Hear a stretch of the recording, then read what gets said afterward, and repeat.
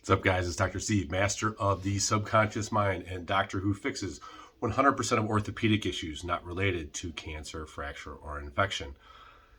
And I want to address this statement that people make that time heals all wounds, because it doesn't. It takes work. And the reality is that when people think it's just time and they forget about it, it doesn't work that way. The subconscious mind does not work that way. It's 95% of our thought. And so these past experiences, which are just there as karma, they're meant as gifts and strange wrapping paper to learn lessons. Most people, instead of dealing with them and finding the message behind the madness, they take that experience and they put it in the back of their mind. And it runs a pattern that ends up expressing symptoms in their body and in their life.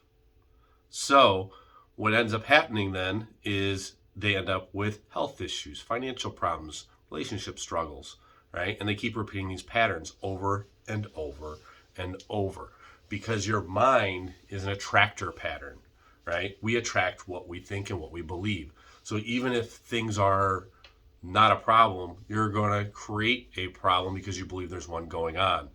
And so it goes back to one of my colleagues who talked about actually an attorney, and he would talk about relationships and these divorces that people go through. And there's a woman who wanted a divorce from her husband. And the reason she wanted the divorce is because she was waiting for the worst thing to happen. There was actually nothing wrong with the guy that she was with whatsoever. But she was waiting for that bad thing to happen. And the anticipation of waiting for that to happen was too painful for her. She couldn't stay in the relationship even though it was a perfect relationship. So the subconscious mind is a powerful thing, and we attract in our life what we believe. And even if it hasn't attracted that, then the universe or God gave you that opportunity to have what you always wanted to manifest, you self-sabotage it because of your past that you have not dealt with.